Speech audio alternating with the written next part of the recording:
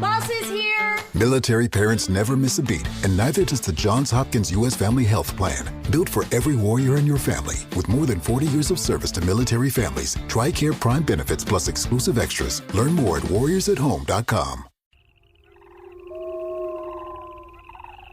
From Hook and Bullet to policy and science, we're here to discuss and dissect all matters of importance to Montana's rugged landscape and the people and wildlife that call it home.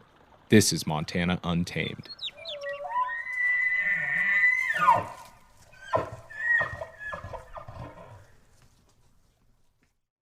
The Greater Yellowstone Coalition recently announced it had raised $6.25 million to buy out Crevice Mining Group's 1,368 acres, claims, and water rights just north of Yellowstone National Park's border.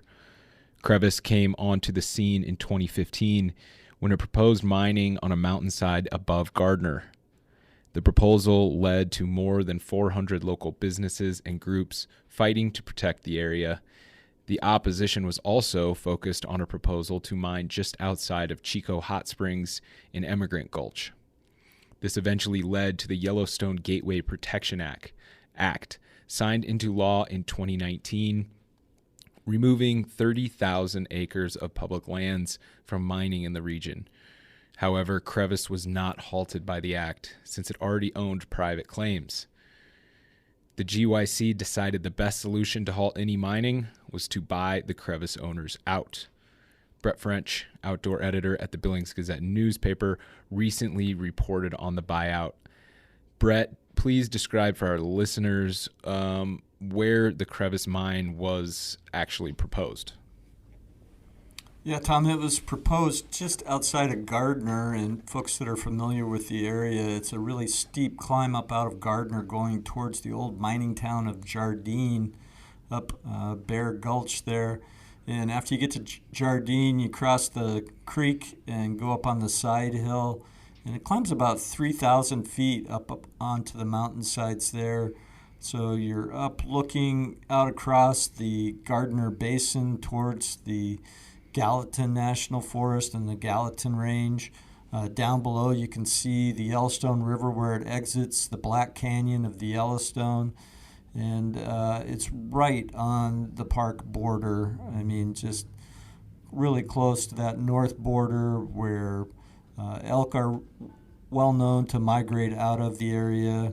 There's also been the camera, what do you call the cameras that camera traps? You place like a camera trap that have shown grizzly bears, cougars, foxes using that same area as a migration corridor down into towards the Paradise Valley and the Gardiner Basin. So, very heavily used by wildlife. Very heavily used by wildlife, and just a gorgeous area. There's roads all over. There's some Forest Service trailheads up there. If you get a chance to drive up and just to go up and look at the view, even if you don't hike back into the nearby Absaroka Beartooth Wilderness, it's just an awesome view. Okay, so and as noted in the intro, this wasn't the only mining proposed in the region. Tell us what was going on near Chico.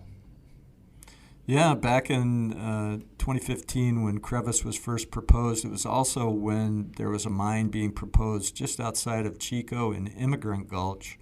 And that really forced the locals into kind of coalesce in opposition to these two claims so close to the Yellowstone River and Yellowstone National Park and wildlands, the Absaroka Beartooth Wilderness. And so about 400 local businesses and groups joined together to launch a campaign against the two mines. Their tagline was Yellowstone is more valuable than gold. And it was successful. The Trump administration signed the Yellowstone Gateway Protection Act, which set aside 30,000 acres of public land in the area, excluding mining from those. But as mentioned in the intro there, Crevice had already bought private claims, so it did not halt Crevice from proceeding with its mining in that area. So, right. Okay. So the Yellowstone Gateway Protection Act only protected public lands from mining activity. And what you're saying is that Crevice owned their claims on private land, meaning they were not restricted by the act, correct? Correct. And this all goes back to the Mining Act of the 1800s, where Right. you stake a claim and to the minerals, and under the small mining exclusion, it could have been mined even without a larger operation. So it's still kind of archaic in that sense. Okay, so I've got a couple of questions, I guess, here. Can you give listeners insight into how not only the Greater Yellowstone Coalition pulled off this pricey purchase, but also how they may have changed the mind of this mining company to actually give up the rights? I mean, it kind of sounds like a David and Goliath story to me. Make sense of it for us. Taking charge of your future starts with taking the first steps. And saving up to $30 a month on Cox Internet with the Affordable Connectivity Program makes those steps easy to take. Whether they bring you to click upload on your first short film or join now for an online book club. Applying is easy. See if you qualify at cox.com/ACP. Non-transferable one per household application and eligibility decisions are made by the FCC. Yeah, it was pretty interesting when they first started talking to the mine owners. The Greater Yellowstone Coalition was quoted a price of $115 million to buy out the operation.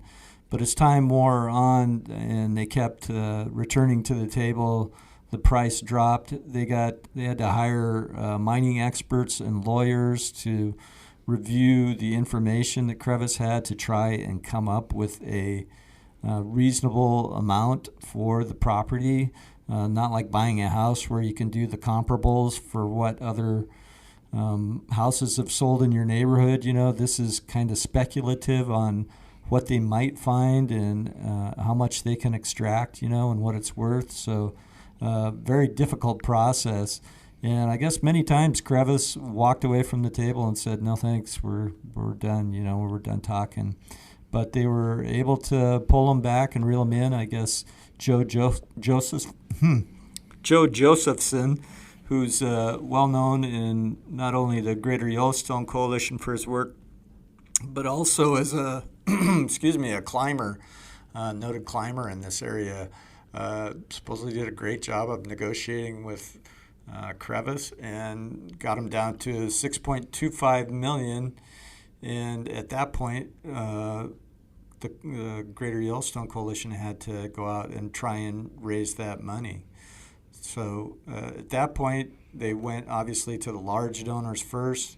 The Candida Foundation, which was has a Livingston branch, stepped up with the first donation of $1.5 million, and that kind of opened the faucets to some of these other larger organizations to contribute. And then last spring, they made the fundraising public and asked anybody to contribute.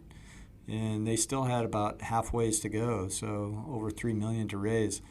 And apparently about 1,300 people stepped up. Some people gave more than 3, 4, or 5 times. It included contributors from outside the United States, from Europe and elsewhere, because you know Yellowstone is such a internationally known resource. Boy, so $6.25 million is quite a steal when you're talking about the initial valuation at over $100 million. I guess I'm curious, did Crevice ever do any exploratory mining or anything? Had they ever broke ground up there and figured out what was actually under there?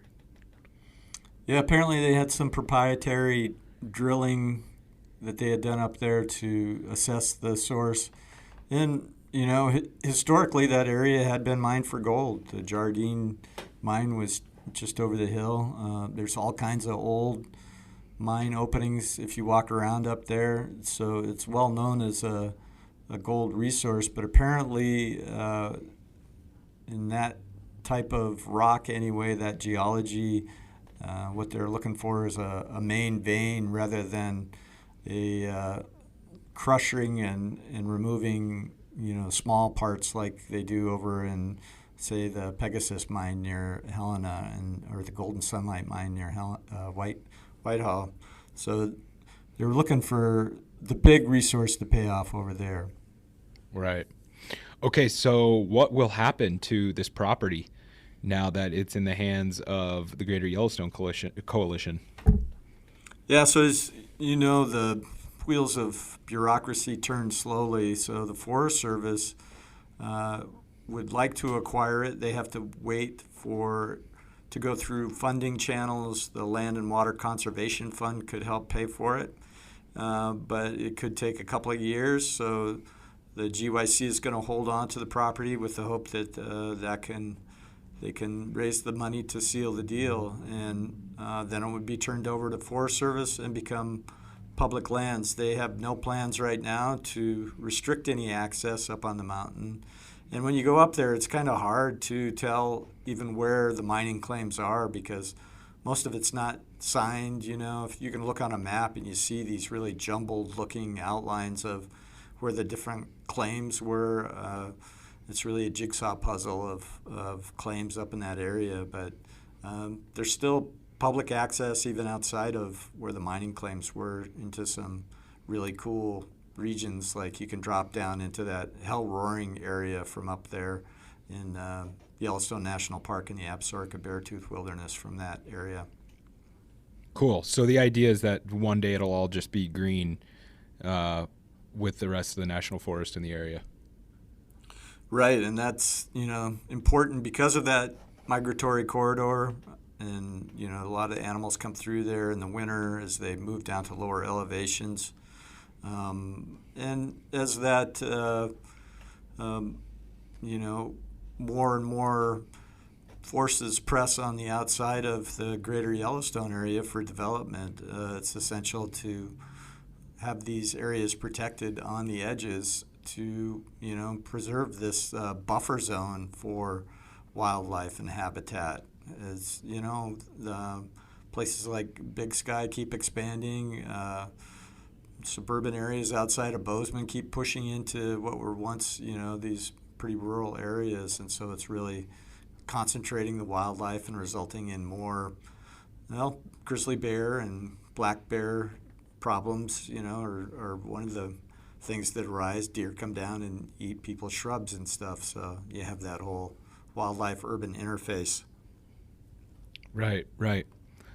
All right, Brett, well, hey, thanks for coming on and giving us the down low on this couple of mining proposals in the Yellowstone area and their outcomes.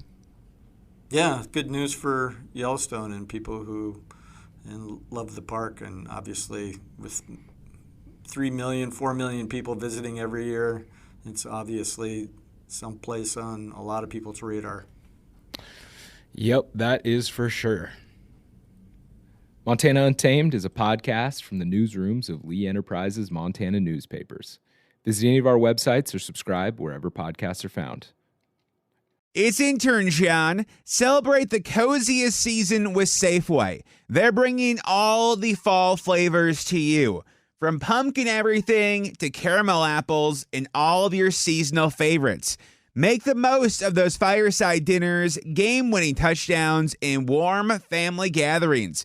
Visit your neighborhood Safeway today or shop online for easy pickup or delivery.